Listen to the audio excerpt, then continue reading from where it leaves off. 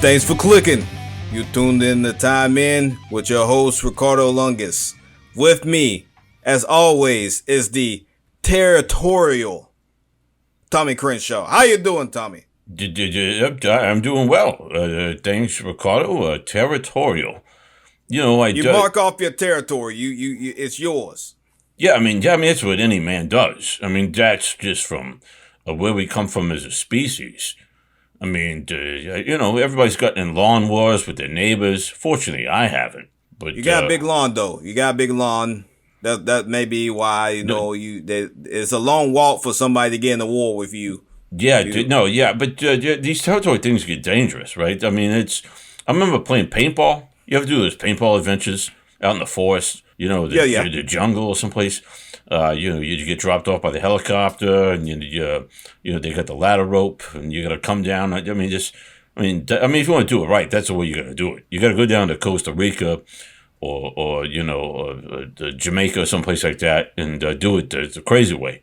But exactly. But I was actually I was in Florida at the time, and you're doing the paintball adventure, and apparently, it bordered another paintball adventure company. There was 3 or 4 different paintball adventure companies. They're all brothers. I think they divided the family land, and they didn't tell anybody. But I got lost, and I went through, and I was just taking people out, and I eventually destroyed and killed, and it just brought down 4 different factions of people. I mean, I was carried off in a chair at that. I mean, you talk about that's a glory moment. I mean, I didn't even know. And they said, yeah, you're the first guy to infiltrate all the other lands. And since then, they actually incorporated that and made that a thing. So, yeah. I mean, are you getting residuals from that, Tommy? I'd be trying to get, it'd be the Tommy Crenshaw Adventures. What it would be, that's what it should be. That should be called the Tommy Crenshaw Adventure. The most magnificent paintball experience of all time. That's what it should be called after you. Yeah, take it. No, I had my picture hanging on a tree, but then a beaver jumped up the tree and got it and used it and put it in a dam, and it created some ecological disaster on a minor scale down in near Sarasota, Florida, and they had to just my picture was in the papers, and that was bad. Anyway, so let's get on to the topic here. We want to do a recap of the NFL last week. I know a lot of people see you guys are doing this late. I mean, this is Thursday night. We got a football game going on. Last week. We're on to the next week. All those other guys, they like to do the analysis right after. We like to sit back, let everything marinate into our brains, let everything marinate into the sports world. And then we like to give you, the beauty, the beautifulness that comes after that. Yeah. Yeah, no, that's well put. You let it marinate, you soak it in, and you can give, some of the best attorneys, they basically get, the stays, delays, the stuff like that. They say, we want a motion to move for months and months and months. That way they can build a case. And analyze. I still got a case. I still got a case that was pending in 1979. We still working on it. It's gonna be settled. I'm completely innocent in all the situation, but it's gonna get settled. But we're gonna get to 2029. I think it's when the next court case is gonna be. It's gonna be good. Yeah, you're just hoping that the other people end up passing away, and that's what a lot of good attorneys do. They delay the. Well, it's against the orphanage, so those orphans are still alive. So that's neither here nor there. We got this old aren't there old orphans? They're just kids. They're just you get kicked out at 18. You got the young orphans. Like the 10 and the 12-year-olds. But that's neither here nor there, Tommy. We gotta get back on subject here. We gotta talk about We don't need to be talking about French orphanages that keep their orphans there to they're 60. Hey, no more. We're not talking about the French orphans. We're gonna talk about, Tommy. We're going to talk about interceptions. Oh, that's good. Because there was way too many interceptions this week in the NFL. 32 by my count. That's 32. Just my count. 32 interceptions. One to go around for every team. Oh yeah, I mean, it's like. There was only 10 QBs that didn't throw one, but Wow. then like people like Zach Wilson and Joey Burrows and Matt Ryan made up for that. I mean, it's okay. You can throw one. Like Roethlisberger and a couple of people like that. But when you get past two, I mean, when you get to 3 and 4. You need to do something about that. I mean, you're helping out the other team, and that's not what you need. Though the funny thing is to me, one QB who I thought would probably throw an interception was old Daniel Jones up at the Giants. Oh yeah. A lot of people think that's what he does all the time. Old Taylor Heineke, he threw one, but I like the Taylor Heineke. He came up, he paid his dues. Yeah, he did. Now, old Fitzmagic, Fitzpatrick, he had to get hurt from the start and all, but he's up there doing his thing. Well, that's my take is the Hurts. Not Jalen Hurts. Just the Hurts is the injury bug. There's so many injuries. Do you realize, this really was the week of the bug. This is really could potentially take some teams out, some major player teams. Everyone gets a buzz. And so the big one was both teams that were playing. You had San Francisco playing the Eagles. Yep. And these are both teams that have high hopes for playoffs.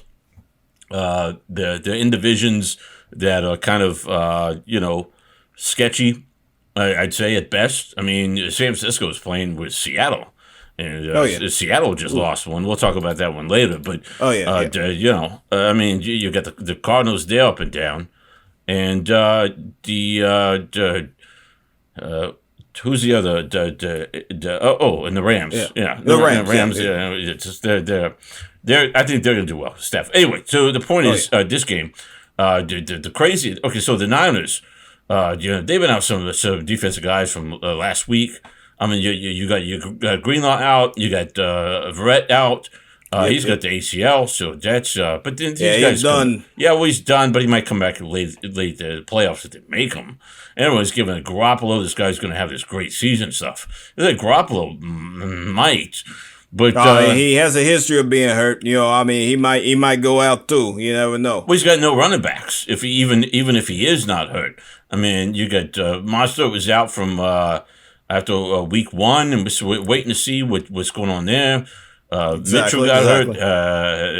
Hasty got hurt. Is it Hasty or Hasty? I always mispronounce. I think it's Hasty. He's always running in a hurry. You know what I'm saying, Tommy? He's always in a hurry, Tommy. Yeah, Sermon's out with concussion, and so but Mitchell came back. But they're playing the Eagles, and you got your 2 O-linemen that went down, and one of them is who is it? It's Graham. It's Brandon Graham. Brandon Graham. Yeah, he's done for the year. It's Achilles. Oh yeah, that's big. Yeah, and Brooks might come back. Where they're waiting to see what's on with him. But it's not just him. You had Houston. Houston just lost another quarterback. For a different reason. Oh yeah, this we ain't gonna discuss the other reason why the other QB is not playing. We're gonna talk about Tyrod, who Tyrod has a warm spot in my heart. Cause he like whenever his career is going up, bam, something always knocks him back down. But you know what? He keeps playing. He keeps playing. When was it? He had a couple of years ago. He had the punctured lung. He was out for 6 games. Punctured lung. And guess what happened? Guess what happened? Yeah. Hubbard took his job. Yeah, that's right. That's what happened. He was with the Chargers. Yeah, exactly. Got his lung punctured. Now he has a hamstring injury, and old dude Mills is gonna take his place now. And that's like a 6th-string rookie or something like that. He's a 3rd rounder, so you might want to get something out of a 3rd rounder. He looked decent in preseason, but I mean, he ain't. Yeah, you gotta give the guy Tyrod, some time. He's not gonna go in and all of a sudden be scoring touchdown at the touchdown. The guy's got to play, and you still got Mark Ingram on the team, so you're gonna get some run plays and stuff like that. And you got Philip Lindsay. Yeah, who I always liked Philip Lindsay. I think he was underutilized at Denver. Yeah, but that's a good 1-2 hit. It's almost. But you know what? They might get somebody if they're going to do this trade with Miami. But you saw what happened to Miami. I mean, shut them out, man. There's I don't know if it was how bad Miami's O-line is or how good Buffalo's pressure is, because they were putting pressure, sacking them left. They got the pressure, Tommy. They got the pressure, and and Tua felt that pressure most definitely on that. Yeah, dude. I mean, talk about a sack sandwich. I mean, he had a few of those. I mean, that's just, I don't know. It's horrible. It's horrible. Yeah. I mean, we don't have skin in any of these games, except a few of them that I bet on. But I don't try not to discuss that, be professional. I'm not like. You got to be professional. Yeah, not like ESPN, those guys. And they don't talk about who they bet on, but they talk about who they pull for. Wink, wink. I think that's who they're betting for. You're not going to have 5 favorite teams. It's garbage. But yeah. So here's the thing. I think. Okay, so the NFL's got the new the injured reserve list stuff going on, right? Oh yeah. Because of COVID, and it was augmented back 10 years ago anyway. So now you can have guys. You keep them out for 3 weeks. And they can start practicing and then go into a game. Oh, yeah. Or you can keep them out and let them practice for 3 weeks. There's little things that they've got there. So. But there is no technical limit to how many players you're going to have out. Exactly. You're gonna have just keep putting them back on injured reserve, and bring another person in, keep putting them on injured reserve, and keep doing back and forth. You just got to put them out for 3 weeks. That's it. Exactly. So 3 weeks. Oh. So you could do this weird, and just going back to a thing I've thought about and talked about before is having expanded an NFL roster. To having it like the 3 times the size of it, something like that. Playing more games, stuff like that. This could be a window. And I'm waiting for the first team to take advantage of the fact that they could have, I don't know, let's just say they start off small, like 5, 6, 7, 8, 9, 10, 11, 12, 13 players. Something like that. Not a big number, maybe up to 15, 16, 17, something like that. And, so you got a small number, 22 players, whatever. And, you got those guys on IR, and then after 3 weeks, you're bumping up all these other guys in there, practice squad. You make a promise for them if they get, but then somebody could go and pick up the practice squad. I mean, it's like you got to have these guys kept in this, a game room where there's lots of PlayStations and but pinball. That's a lost art, right? I don't think these guys play. I play pinball. You put me in a room with pinball, I would never come out of it for 10 days. But we know we lost you at that one arcade that one time. We remember. Yeah. Well, yeah. I mean, I was just in a zone. I mean, I was killing. I had best score. I kept trying to beat my own best score, and there was some got a lot of attention from some kind of questionable women, but it made you feel good, and take off. Yeah, I mean. Once again, that's neither here nor there. That's neither here nor there. No, everyone needs a good toe sucking every once in a while. Anyway, so we gotta keep it clean here. Gotta keep it clean. Yeah, that's why I said it was clean. They cleaned my toes. Right. So yeah, but So that my thing is just the injuries. What's going to happen with the league, with all that stuff, and definitely. I think that's basically what I got. You got anything else? All I want to do, Tommy, is I want to heap some praise on one of the best games this weekend was Tennessee Titans and the Seattle Seahawks. That's all I'm saying. I mean, you got Ryan Tannehill. He didn't look too good last week, but he came out and he started busting it out. He was 27 of 40 for 347 up against, Russell Wilson, 22 of 31 for 343, 2 touchdowns. Yeah. And if you think about it, and neither one of these 2 quarterbacks threw an interception. Wow. So that's great. So they just all laying it on the line. But I won't talk about Tyler Lockett. Yeah, tell me. Tyler Lockett is a beast. Everybody wants to talk about DeAndre Hopkins. Everybody wants to talk about Devontae Adams. Everybody wants to talk about Julio Jones, Tyreek Hill. Let's talk about Tyler Lockett. 8 receptions, 178 yards. He almost had 200 yards receiving in this game. That is a rare air to be in. And this is a one game. So it's not that you say it's the season where it gets augmented because of the 7th extra game. This is you compare this all the way back to game names Richie Tread Creek and Frenchie Carmichael and Dexter Loomis. Oh man, those guys. They only play like 10, 14 games. But Tyler, he's come out here. He's getting more than like some people get in a season in one game. That's insane. Yeah, almost 200 yards. That's crazy. I mean, that guy's on fire. He's in fuego. Exactly. Now, I like the Seahawks and I like Tennessee, and I thought the Seahawks had this one, but they ran into a problem, or should I say a big problem ran into them, Tommy. His name is Derrick Henry. They let Derrick Henry eat at the end of that game, and he just demolished them. Yeah, I mean, that's a guy. I mean, he's been in the league for a while, and that's the thing. I mean, maybe they're realizing, the idea was to preserve him. Because he's been in the league for almost 10 years.